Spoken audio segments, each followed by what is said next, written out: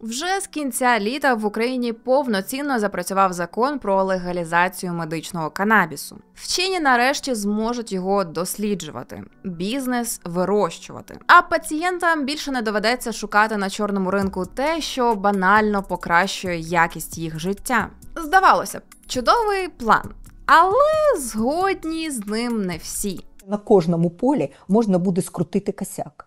І дійсно, у світі дедалі частіше говорять про те, що конопляна лібералізація була помилкою. Потроху повертаються до заборон навіть Амстердам та Бангкок. Тож, може, і справді Україна йде хибним шляхом?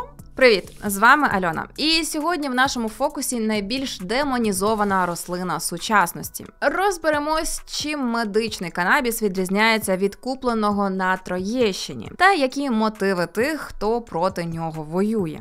Що таке CBD-продукти і чи заслужено вони захопили індустрію оздоровлення? Та зрештою, наскільки легко запустити бізнес на коноплях? І чи є сенс засіяти ними Крим після деокупації? Поїхали, неаполітичні!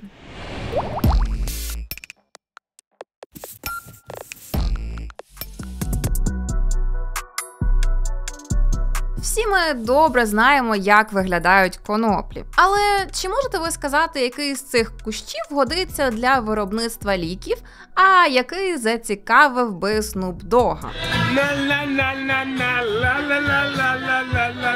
Насправді, визначити це на око просто неможливо. Адже навіть дві ідентичні на вигляд рослини можуть мати відмінний склад. Будь-яка з них містить в собі понад 100 різних канабіноїдів. Та два найважливіші з них – це TCH, він же ТГК, і CBD, або КБД. За ту саму ейфорію і змінені стани свідомості відповідає виключно TCH. CBD ж не чинить ніякого миттєвого впливу на психіку. Проте може використовуватись у терапевтичних цілях. Тому в залежності від того, який відсоток кожної з цих речовин містить конопля, її можуть класифікувати як рекреаційну, медичну або ж технічну. Найменш контроверсійний, звісно ж, останній варіант. Адже обсяг TCH в технічних коноплях надзвичайно малий, не більше 1%. Для порівняння, в кофішопах Амстердаму ця цифра складає в середньому 15-25%. Тож відчутно накуритись промисловими луб'яними культурами неможливо, навіть якщо поставити собі це за ціль. Натомість з них можна зробити багато чого цікавого, наприклад, екологічне та гуманне хутро, або ж надлегкі літаки. І так, якщо ви одразу задумались, куди б ці літаки можна було скерувати, то ви мислите у вірному напрямку. Мамулечка, давай, надо сваливать отсюда. Конопля – дуже перспективний матеріал для оборонки. З нею можна виготовляти порох, кікімори, тактичне взуття та навіть бронежилети. Однак, попри весь потенціал, розвиток вітчизняного ринку хемпу роками буксував. Абсурдно, але факт. Цілком непридатні для якихось грішних цілей рослини по суті, прирівнювали до наркотиків і тримали під контролем МВС. До 2024 року технічною в нас вважалась конопля, де вміст TCH не перевалював за 0,08%, що значно нижче стандартів ЄС. Та навіть з такими жалюгідними цифрами все одно треба було пережити близько 20 контактів з органами влади на рік. Не кажучи вже про щоденний контроль поліції за знищенням відходів виробництва. Можете собі уявити, який це простір для корупції. А послабити вимоги МВС роками не бажало. Бо, як показує практика, якщо довго вдивлятись у морок гострих для України тем, як то зброї або ж казино, рано чи пізно з мороку на вас подивиться Арсен Аваков. І коноплі не виняток. А єдиний, який заблокував, це був Аваков і МВС. Саме його команда свого часу виступала проти будь-якої лібералізації, адже кошмарити агробізнес та отримувати відкати з чорного ринку значно цікавіше. В результаті коноплярство тривалий час було непривабливим для фермерів. І нині ми маємо лише кілька профільних заводів та невелику кількість бізнесів. Але все може змінити новий закон. Згідно з ним, ринок нарешті регулюватиме не МВС, а Мінагрополітики. Там вже працюють над електронним реєстром і спрощенням видачі ліцензій. Та й допустимий рівень TCH планують підняти до європейських 0,3%. Якщо зміни дійсно запрацюють, це зробить конопляну індустрію куди більш цікавою для інвесторів. І це добра новина для економіки. Втім, весь галас довкола нового законодавства спричинили дещо інші пункти. Адже окрім промислових, фермери тепер зможуть вирощувати і медичні сорти конопель. Але що саме це означає? За підрахунками ВРУ, на сьогодні препарати на основі канабісу були б корисні близько 5-7 мільйонам українців. Адже вони не лише використовуються для знеболення, а ще й допомагають в лікуванні ПТСР. Після перемоги, я думаю, що це буде до 50% громадян України, хто буде потребувати допомогу і медичного канабісу так само. Але донині всі ці люди були змушені або ходити на чорний ринок, або змиритися з хрестоматійним Ті, хто хоче, потерплять.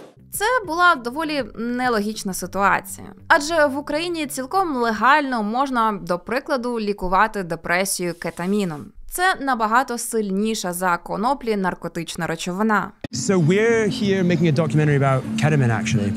Do you know anything about it? І передозування нею торік стало причиною того, що світ втратив Меттью Перрі. Відтоді безпека такої терапії викликає дискусії. Але в Україні ніякої моральної паніки щодо кетаміну немає. Чого вже не скажеш про коноплі. Дуже багато у нас наркоманів. Навіщо це легалізувати? Я проти. На ділі ж препарати з канабісом не мають потенціалу зробити з українців націю наркоманів. Здебільшого вони містять не психоактивний CBD, або поєднання CBD разом з TCH в дозах суттєво нижчих, ніж в більшості вуличної марихуани. Так, одурманити вони все одно можуть. Але вчені поки сходяться на тому, що заробити подібну до героїнової фізичну залежність від конопель неможливо. Хоча психологічно цілком. Її можна порівняти зі звиканням до кави, цукру чи корвалолу. І наскільки це страшно, вирішуйте самі. У будь-якому разі ломки, як у фільмі «На голосі», від канабісу просто не буває.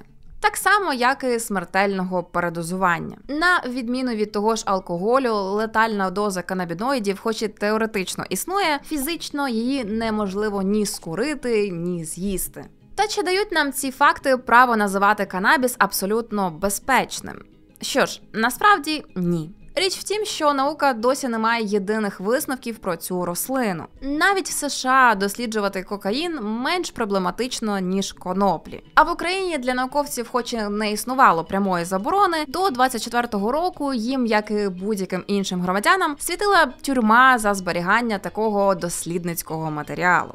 Тож багато гіпотез про дію конопель є не science-based, а clinical-based. Тобто заснованими не стільки на лабораторних дослідженнях, як на досвіді самих пацієнтів. Що вчені знають напевно, так це те, що препарати CBD бувають помічними при складних формах дитячої епілепсії. А комбінація CBD та TCH може полегшити нудоту під час хіміотерапії, повернути апетит людям з анорексією та зменшити спазми при розсіяному склерозі. А от з такою гострою для України проблемою, як ПТСР, вже не все так однозначно. You'll never be able to forget the things that you saw. You know, even if we don't remember things, it's still somewhere's in there. And I think just the cannabis just puts that in a safe place. Одні дослідники стверджують, що канабіс прискорює згасання страшних спогадів і зменшує тривогу. Інші ж навпаки кажуть, що декому він може ускладнити лікування депресивних станів. Однак індивідуальні реакції та побочки мають будь-які ліки. І про цілком нормалізовані антидепресанти в науки є такі ж само набори суперечливих даних. З усього цього маємо два висновки. По-перше, нам треба якомога більше досліджень, які новий закон нарешті зробить можливим. А по-друге, терапія канабісом при ПТСР має проводитись не завдяки анонімним телеграм-каналам, як це буває зараз, а легально і під наглядом лікаря. Як основний та єдиний метод лікування будь-чого, препарати з канабісу медицина в принципі не розглядає. І найчастіше це просто опція, до якої звертаються, коли ніщо інше не допомогло. У нас просто в арсеналі з'являються ліки, які можна використовувати тоді, коли інші не працюють. Зокрема, мова йде про людей з хронічним болем та паліативних пацієнтів.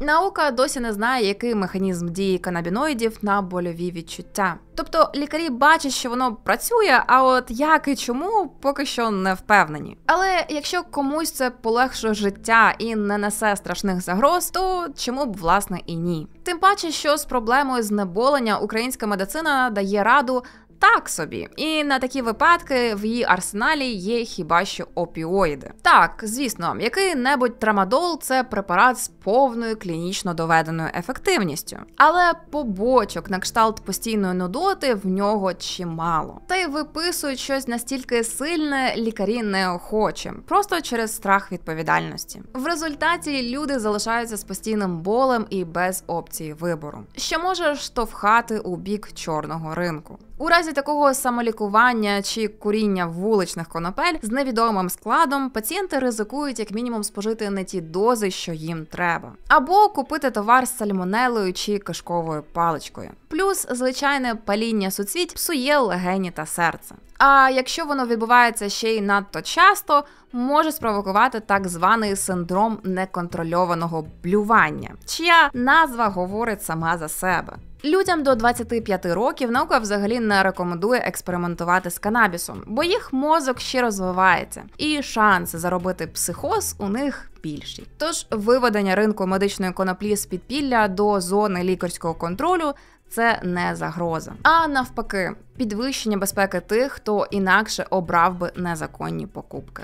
Але чому ж тоді стільки років ця ідея зустрічала активний спротив? Насправді, нині Україна переживає не першу спробу узаконити медичні коноплі. Ще в квітні 2021 року Кабмін легалізував 2 препарати з канабісом – Набілон та Набіксимолз. Перший для полегшення хіміотерапії, а другий від спазмів при розсіяному склерозі. Коштували вони $2055 та $640 відповідно. І це було, м'яко кажучи, задорого для пересічних українців. Та й попахувала вся ця історія лобіюванням якихось вузьких інтересів. На щастя, новий закон про обіг коноплі вже не виглядає як імітація діяльності. Однак ризики в ньому є. По-перше, на відміну від ринку технічних конопель, медичні все ще контролюватиме МВС. А витрати на діджиталізацію обліку в його бюджет поки не закладені. Тому багатьох експертів цілком резонно хвилюють корупційні загрози. Все-таки список вимог до фермерів буде великим. Від QR-кодів та трекерів на кожному кущі до організації цілодобового доступу поліції. І чи не скотиться все знов у розгул хабарництва – велике питання. Наступна ж сходинка, де все може забуксувати, вже прямо стосується медицини. Адже ВОЗ має з нуля розробити протоколи лікування канабісом, а лікарі в них розібратись. Інакше нам загрожує ситуація, що свого часу склалась в Британії, коли самі ліки легалізували, а от дістати рецепт можна було хіба що в дорогих приватних клініках. Все ж особисті погляди лікаря легко можуть помножити на нуль будь-які закони про доступ до препаратів. Я лікар. Я користуюся лікарськими засобами. Для чого я щось буду вам видумувати, якщо є засоби, які вже офіційні? Якщо ж електронний рецепт пацієнту таки вдасться отримати, далі постає наступна проблема – аптеки. Більшість з них не мають ліцензій на збут наркотичних засобів. А культура виробництва олій та настоянок безпосередньо в самих аптеках з часів СРСР дещо занепала. Нині в Україні є цілком класична ситуація, коли потужні знеболюючі поза стаціонаром продає буквально одна аптека на місто. Однак складніше, ніж реалізувати препарати, буде хіба що їх виготовити. До війни 60 українських компаній заявляли, що вже готові вирощувати мед-канабіс. І ентузіазм проявляла навіть одна львівська психлікарня. Проте не все так легко, як здається. За законом основною вимогою для цієї діяльності будуть умови закритого ґрунту, тобто величезні й спеціально обладнані приміщення. Досвід США показує, що подібний формат дорожчує процес вдвічі. А створення необхідного клімату з правильним світлом та вологою вимагає шаленої кількості електрики. Щоб організувати в ангарі штучну Херсонщину, треба до 2000 Вт енергії на квадратний метр. І стан нашої енергетики тут додає чималих ризиків. На додачу, перші доходи від коноплярства компанії, як правило, отримують не відразу, а на 3-4 рік роботи. Звісно, в тривалій перспективі як технічний, так і медичний хемп – це прибутковий бізнес. Зокрема, його вже розглядають як метод економічного відновлення Криму після деокупації. Але труднощів у реалізації цієї ідеї буде немало. І невідомо, скільки фермерів насправді будуть готові за це взятись. Тож очікувати моментальної вигоди для економіки не варто. Приблизно таким є найбільш реалістичний перелік підводних каменів легалізації медканабісу. І фактично історія про закритий ґрунт вже гарантує, що скрутити косяк на кожному полі насправді не вийде. Пропало все. Однак ігнорувати хрестовий похід Юлії Тимошенко проти конопель ми не будемо. І як не крути, її батьківщина досі має немалий електорат. Але чи справді вона турбується саме про нього, коли очолює антиконопляне лобі? Що ж, відповідь тут навряд чи. Річ в тім, що в її політичній кар'єрі було аж занадто багато підозрілих зв'язків з медичною галуззю. Закупівля непрацюючих інкубаторів для немовлят, швидких, які виявилися звичайними бусиками, та препарату Таміфлю від свинячого грипу в 4 рази дорожче цін виробника. Юлію Володимирівну не раз звинувачували в лобіюванні інтересів Біг-фарми. І коли Уляна Супрун проводила цілком ефективну та антикорупційну реформу закупівель ліків через міжнародні організації, найбільше це обурювало саме Тимошенко. Медична реформа, яка проводиться останні роки, є інструментом мінімізації українців на своїй власній землі. Все-таки в часи її прем'єрства однією з впливових фігур БЮТу був такий собі Богдан Губський. Тобто брат співвласника одного з найбільших фармацевтичних дистриб'юторів України Optima Pharm. Ця компанія й донині займається постачанням опіоїдних препаратів, для яких канабіс є потенційним конкурентом. І в сумі виходить надто багато збігів, щоб вірити в стурбованість батьківщини виключно питаннями моралі. Тим паче, що такі історії для світу не нові. Інтриги Біг-фарми – це теорія змови, в якій є доля правди. Саме фармацевтичні та алкогольні компанії свого часу фінансували опозицію проти легальної марихуани в США. Серед них, до прикладу, був виробник того самого Вікодину, який так любив Доктор Хаус.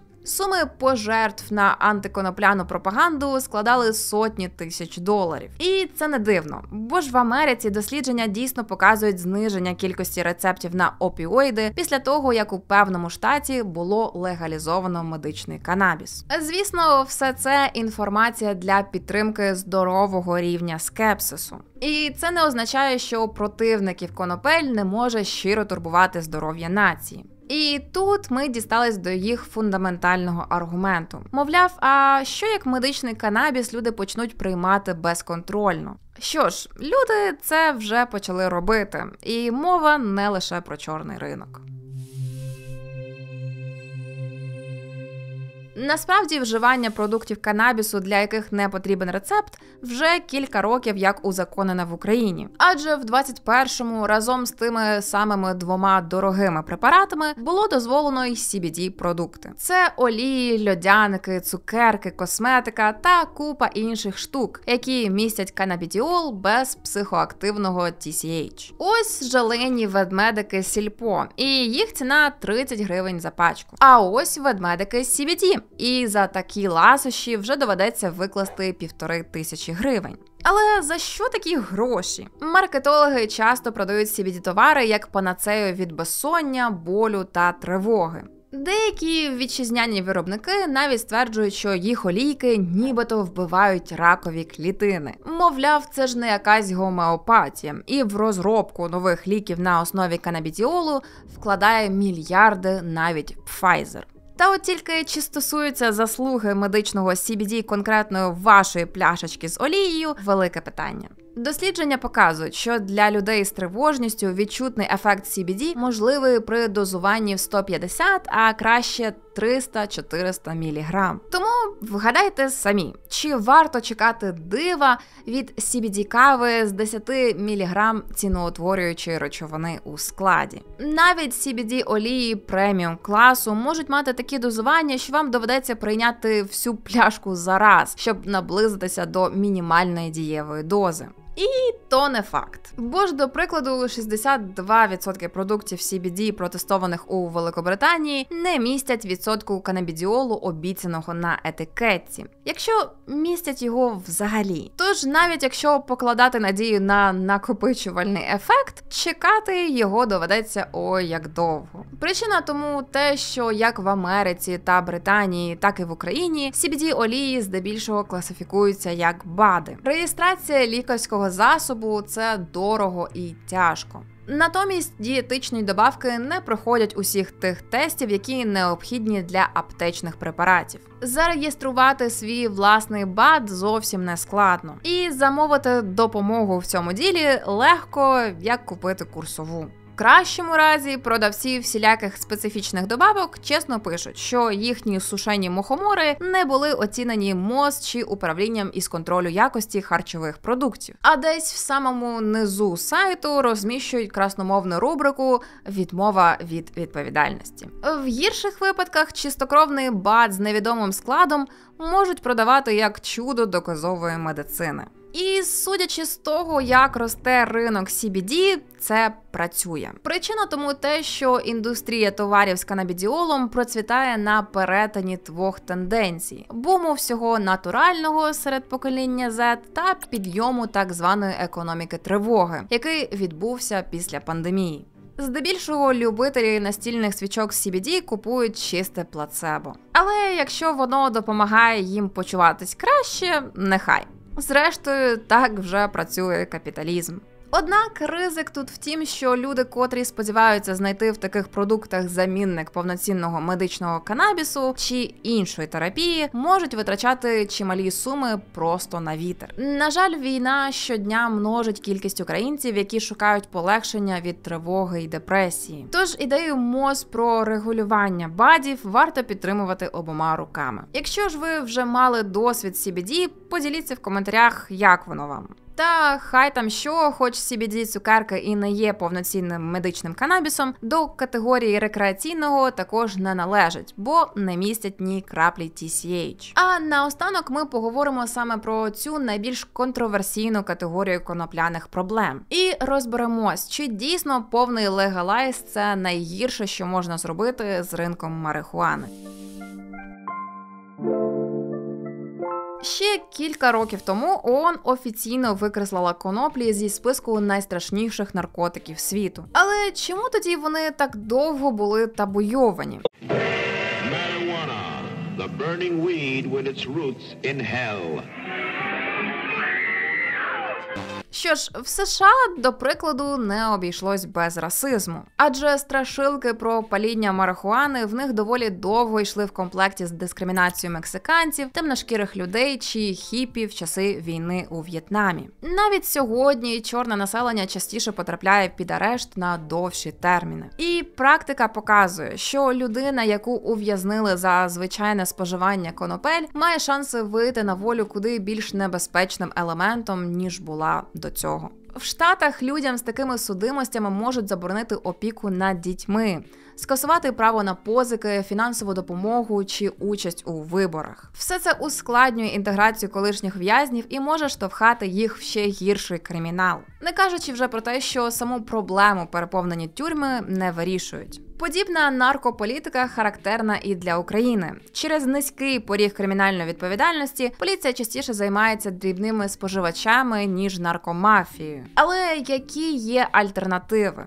В Португалії, до прикладу, діє інший підхід. Коли традиційна війна з забороненими речовинами там зазнала краху, влада вирішила спробувати декриміналізувати придбання, зберігання та приватне використання невеликих кількостей наркотиків. Ресурси поліції розвантажили та переключили на організовану злочинність, а бюджет охорони здоров'я спрямували на лікування залежних. В результаті рівень споживання наркотичних речовин в Португалії нині нижчий за середньоєвропейський. Однак дедалі більше держав обирають не просто відсутність покарання, а повноцінну легалізацію. Так, це звучить ризиково, але небезпеки чорного ринку можуть бути вищі.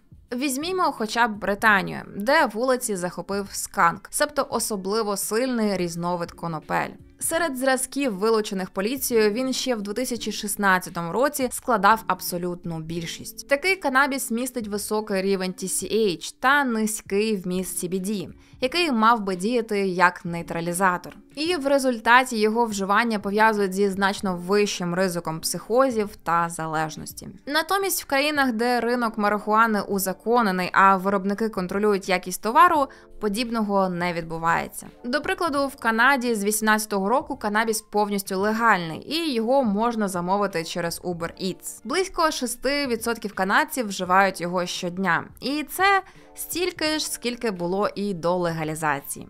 Не змінилася і частка людей віком від 18 до 24 років. Це, як і раніше, робить кожен третій. Та всіх скептиків турбує головне питання. А як же діти? Так от, підлітки стали курити вдвічі менше. З 20 число впало до 10%. Та навіть 10% дітей з косяками картинка не надто приємна. Плюс в масовій свідомості міцно сидить концепція шлюзів або ж стартових наркотиків. Мовляв, якщо хтось почав курити траву, то там і до героїну недалеко. Але кореляція – це ще не причинно-наслідковий зв'язок. So we can say the majority of people who have done heroin, they've also done milk. They've also brushed their teeth. І навіть якби теорія шлюзів працювала, першою психоактивною речовиною, яку дегустують підлітки, все одно був би звичайний алкоголь.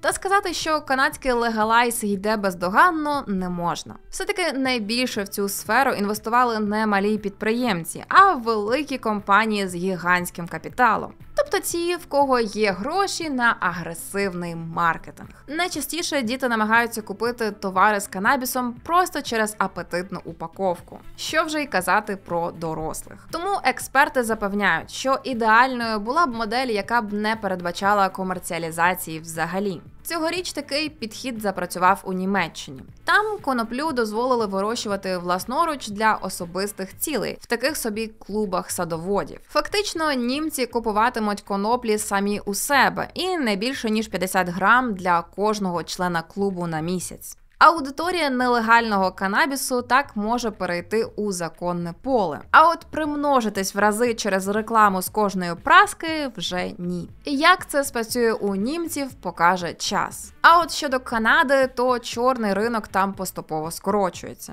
А кількість кримінальних вироків за зберігання логічно впала на 95%. Та все ж розумна легалізація – процес складний. Можливо, вас це здивує, але відомі своїми кофішопами Нідерланди тільки торік почали процес узаконення коноплі. До цього майже півсторіччя все це діло регулювалося так званою політикою толерування. Тобто закон закривав очі на роздрібну торгівлю, щоб зосередитись на гірших проблемах. І так тривало допоки в 23-му році мерія Амстердаму не ввела заборону на продаж канабісу в кварталі червоних ліхтарів. Адже те, що вабить туристів, діє на нерви самим голландцям, які вночі просто хочуть виспатись. Міська влада вже запустила кампанію «Тримайся подалі», щоб відлякувати дуже конкретну аудиторію – британських чоловіків віком до 35 років, які доповнюють косяк літрами алкоголю та прокидаються у поліції.